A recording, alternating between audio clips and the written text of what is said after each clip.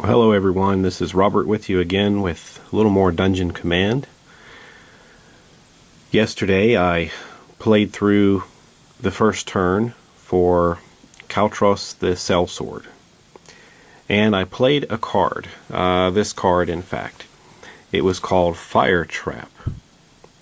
And I do believe that we basically played this card correctly. And when I say we, I mean myself. However, since I am doing a playthrough here, kind of a Civil War thing between Drow versus Drow using one pack or one box set, there may have been an issue. And if we look over here in the starting area, we see this hazardous terrain. And I'm just not sure if that technically would have been a legal move to activate that hazardous terrain like that, because it is in their starting area. I didn't specifically see anything in the rules that says to ignore that. I did see something in the rules that said to ignore this treasure spot. So I guess it could be argued one way or the other whether that was a legal move or not. Right now, I think I'll just let it stand because it gave me a chance to try to figure out how one of these cards work and you know, see how something like that would take place in the game. So we'll just start from there and keep going. So the 20 damage on each of these creatures will stand for now, and we'll just keep playing. So Alessandra is up next. Well, to begin Alessandra's turn, we need to draw an order card. There was a question I had before I go any further that is related to that fire trap when this was activated, and it did 20 damage to each of these creatures.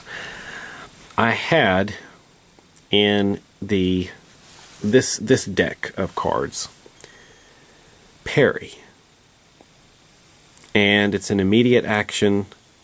It looks like something you can play when an opponent is attacking you, and it says prevent 10 damage to this creature from one source.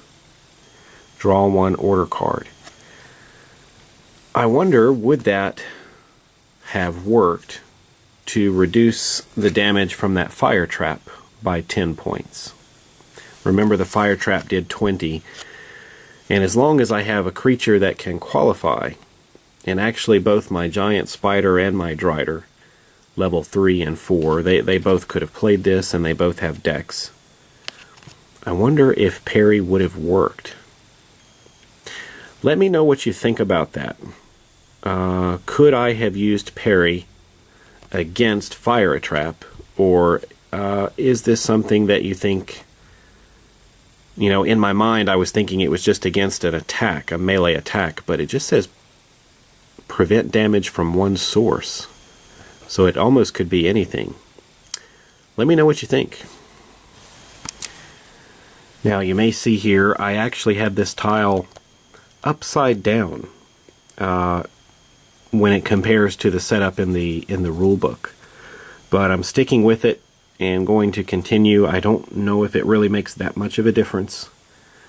So this actually, in the rule book for your first game, should be a totally black line up there. So we're just going to move on, and let's go ahead with our giant spider. Our giant spider here has 2 damage counters on him, and he has a speed of 7. And he also scuttles, which means he shifts when he moves. So let's bring out the spider. We'll go 1, 2, and then we've got some difficult terrain here. So it's going to take 3, 4, 5, and then we'll move diagonally here 6. And we'll flip over the treasure and start collecting some treasure tiles. So I guess we kind of have to do it like that, since we have a larger base here.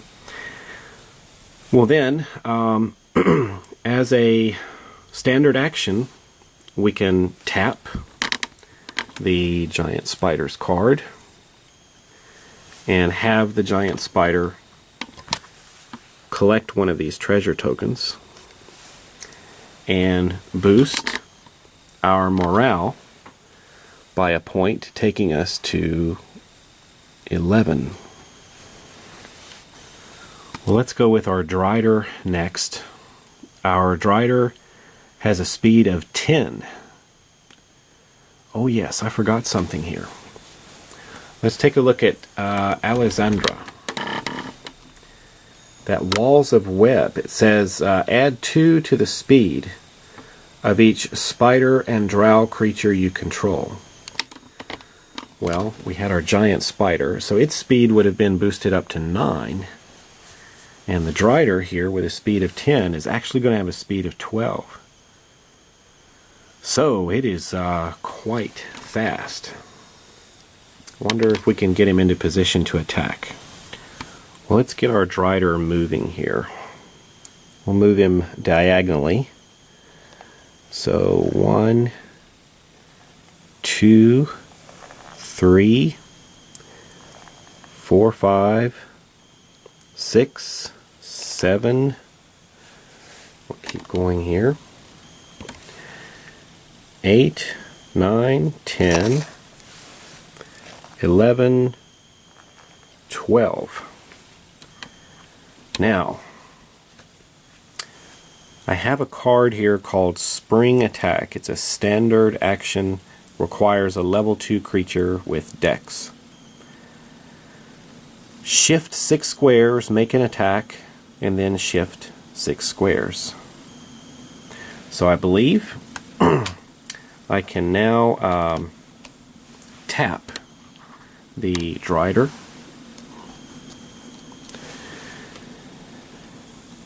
And then we'll go back down here, and he can shift 6 squares. So 1, 2, 3. I don't know. I think I can attack this way, diagonally, right around the corner. And then we'll make our attack. And our attack, we don't need to roll any dice. We don't need to do rock, paper, scissors or anything like that. We just allow the damage to be done that's listed on the card. And the attack damage here for the Drider, as you can see by the 20 there, is a melee attack, does 20 damage. So the Drider will do 20 damage unless this Demon Web Spider has something up its sleeve. Alright, so the Drider's making its spring attack. I do have a nice card here that is for this team on my left. And it's called Near Miss. And it would allow you to prevent 20 damage from one source. And I think you can even, when you play this, and I think you have to tap your creature to play this card, and then it allows you to untap. But it requires level 2. And the Demon Web Spider, the little spider there, is only level 1. So I don't think that he can play it. So, without the ability to protect himself there from the attack of the Drider, that means the Drider's attack for 20 damage is going to kill the Demon Web Spider. So let's take him out.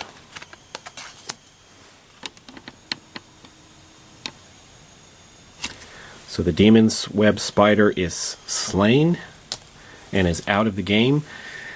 And with this spring attack, the Drider gets to shift another 6 squares. So I have to think about where I want to put him.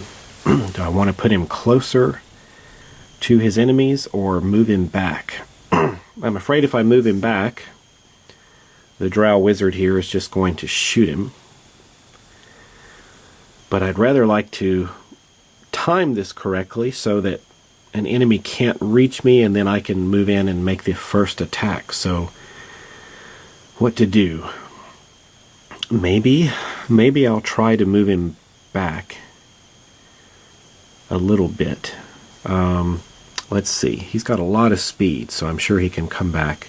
Let's have him shift back maybe one. I'm just going to have him shift back one space. Like I said before, I'm still learning how this game plays. And I think that's going to do it for activating my creatures this turn. There are a couple of interesting things to note here. Damaging and destroying creatures. It says that when your creature is destroyed, you lose morale equal to that creature's level. So, taking damage here, 20 damage, is going to kill that demon web spider. The demon web spider is a level 1 creature. We would lose 1 morale. But there's also something called cowering. And cowering is a bit interesting. It says that, for example, if the Drider were still right here making his attack, if we wanted to have a creature cower, cowering does not tap the creature, but it prevents all damage that creature would suffer, or any other effects. And for every 10 points of damage that creature would take, and this creature would take 20 points of damage here, the creature's controller loses 1 morale.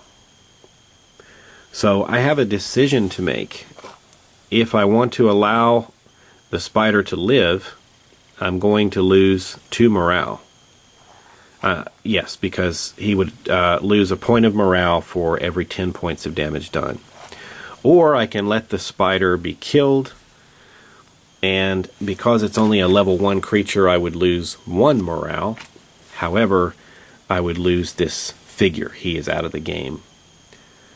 So I think right now, since I have some other creatures to bring out, I think I'll let my level 1 creature be destroyed. We won't have him cower. And instead, we need to reduce the sellsword's morale down from 10 to 9. Well, since we've activated both of our creatures on the board, we now go to deploy. Leadership is going to go up by 1, and we see if there are any other monsters we want to bring out. Adding up the total levels of creatures on the board is it's going to total 7. My leadership is now 8.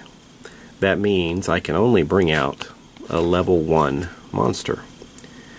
And we have another demon web spider, but this one is going to fight for this team. So since we can bring it out, let's bring it out. We'll put this card into the active area, and we'll bring out this little guy and put him right there. Well, now entering the cleanup phase, we untap any of our tapped creatures. And we've got our new little guy that's joined the team. And then we would make sure that we have our creature hand size at maximum. And because this is a shorter game, we already have all the creature cards in our hand along with our order cards, so that's going to do it.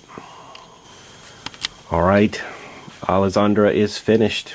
Thanks for joining me for this one, and please feel free to leave your comments or helpful tips below, and catch me next time. We'll continue on with Kaltros the Sellsword.